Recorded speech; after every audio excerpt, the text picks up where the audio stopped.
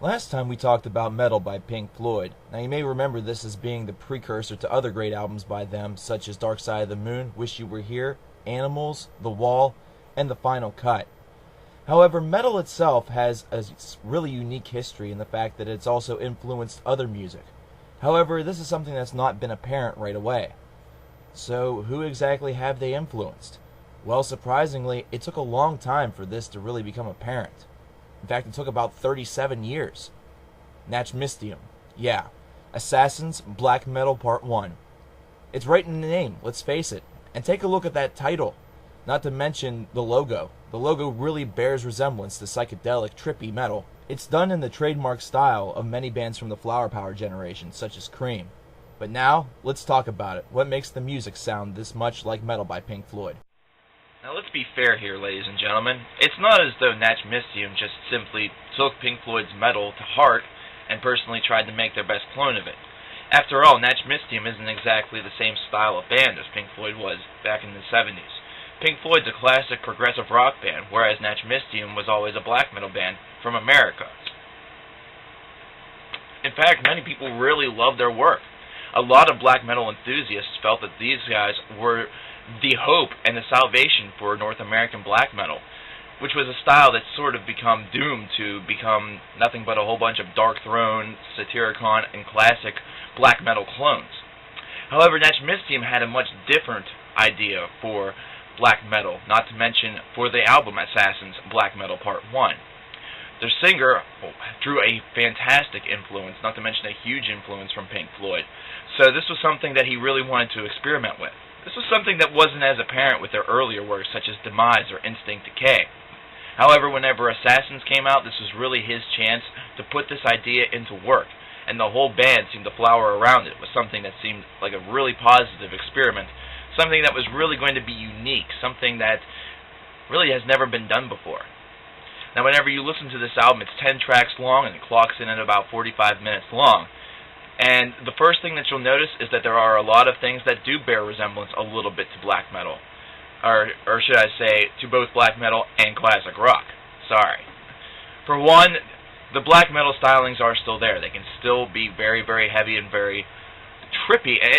It's a really unique little way that they do it. However, a lot of fans were really disappointed in the way in which it was done. They felt that they've really lost their raw edge, that they've really tried to down-tune everything a little bit too much, really kind of make it a little bit more accessible, so to speak, such as this was an experiment in order for them to make it to the mainstream instead of it just being an experiment. A lot of people that have offered their opinions about this record typically have found it either extremely favorably or find that it's a miserable shitload of fuck. I fall into the category of the first one. Now, the first thing that you'll notice is that it's a very atmospheric introduction with one of these nights, and then it launches right into Assassins. Now, Assassins doesn't sound like it's going to really bear any resemblance to black metal, so right away I'm thinking to myself, wait a second, what the hell? But then you reach the outro of this 8-minute long opener, which is the longest track on the album, and immediately you start to see exactly what they mean by black metal. It's absolutely hypnotic, extremely repetitive, but let me tell you, it really suits the mood, and it reminds you a lot of what Meddle, not to mention a lot of the Pink Floyd catalog from the 70s or earlier, was really meant to represent. Something very trippy, something that was meant to be experimented with drugs with. So you definitely see it right there. Ghosts of Grace kind of goes a little bit more into I would say, more traditional metal sound. I mean, it's something that I consider to be kind of a single. But once again, whenever you listen to their elder material, Natchmystium that is, where it's just hard-sounding black metal, the sound of it is just very different. It's a little bit more upbeat. The sound of the guitars just doesn't sound like anything that you've ever heard from them before, or something that you would traditionally not hear in black metal. So, right away, this is something that's extremely different. This song almost sounds like it could be a single. It's pretty good. I really like it. Away from the Light is actually just a little intro that goes right into Your True Enemy, Code Negative, and Omnivore, which each have their bearing-minding resemblance styles for black metal. So it's very unique in the fact that a lot of people distance themselves from this album whenever they do have some songs on here that sounds a lot like Satyricon, sounds somewhat like Dark Throne, that really still have a lot of the black metal retention. However, the only thing that they do is that they add a lot of psychedelic factors. Now, if you really need a 100% resemblance to psychedelia, Seasick, tracks 8, 9, and 10, it's done in 3 parts, is really resemblant of that. Not to mention that they have a saxophone solo in there, but it's extremely trippy, very hypnotic, very well done. Another thing that you'll notice is that their lead guitar solos are a lot more clean, it's a lot better, and it's not nearly as grim. You can definitely see them experimenting outside of the box throughout this whole entire record, which is something that's definitely important if you're going to try to make an album that's going to be something different.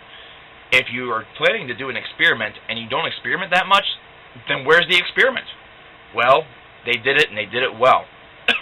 Now, let's take a look at some things that really make them piece up together with Meddle and Assassins. Let's see how they piece together, should I say. For one, they experiment a lot with the instruments, should I say. It's something that is really outside of the box for them, whereas Meddle was sort of outside of the box for Pink Floyd somewhat. As I said in the last video, what Meddle did was bridge the gap between 2 eras of Pink Floyd.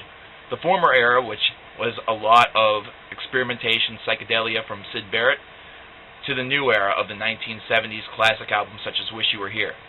This works perfectly for Natchmystium as well. It shows them distancing themselves from the traditional black metal and making themselves a little bit more of an experimental sound, which is really unique. Secondly, and this is a little bit more unique, not to mention a little bit more, is a stretch, should I say. Seasick is done in 3 parts. Echoes, if you really look at it, is also done in 3 parts. Traditionally, a lot of people see it as a 3-part song. It's a stretch. Personally, I like Echoes as one giant track, but it's something that I did notice. Thirdly, and finally, the hypnotic elements are there on both albums, absolutely.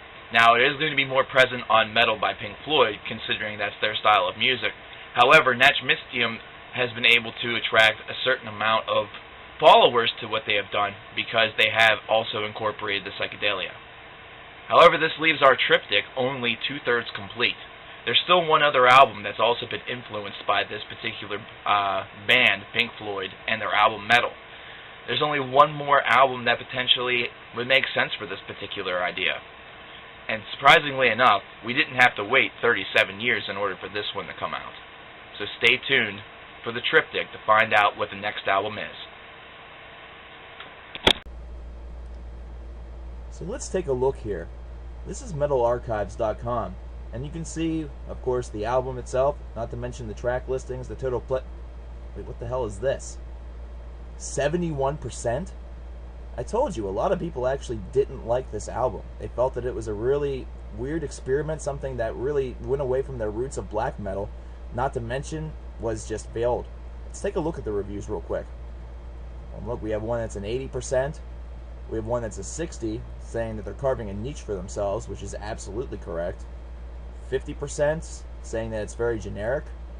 100%, and then a 0%. Ay. Yeah, this review isn't exactly very promising, not to mention favorable, saying that Blake's vocals sound like absolute shit. It's actually something that I really like about this album. Successful exploration, 94%. Trippy or Tripped Up, an 80, another 80, 98. Well, you kind of get the point.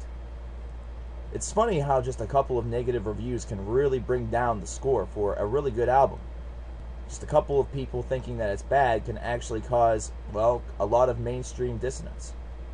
Now, let's take a look at another site. Let's actually open this up and go down to one of my favorites. Let's go to Metal Storm. The cool thing about Metal Storm is not only do they give you a little profile of the band, they also itemize all of the elements of their discography, giving the score at the side. Now, here's something that's kind of unique. You saw in the other one, over at Metal Archives, that the score was a 71%. Well, here, it's an 8.4, which would be roughly the same as an 84%, showing that this album has a little bit more favor. If you go on the score there, you can see that only 2 people called it a 3, 2 a 5, 2 a 6, 5 a 7, and so on. You see that the average vote is usually a 9, which is 36 of the votes, and it's got 11 10s. That's actually really good. There's been 80 votes on this album, and this is a little bit more fair, not to mention a little bit more accurate. In my opinion, Natchmystium's Assassin's Black Metal Part 1 was one of the best albums of 2008. And as you can see, many people do tend to agree. It's just that the few that don't can definitely bring down the aggregate score down. So, what about the third album? Yeah, don't you just hate cliffhangers?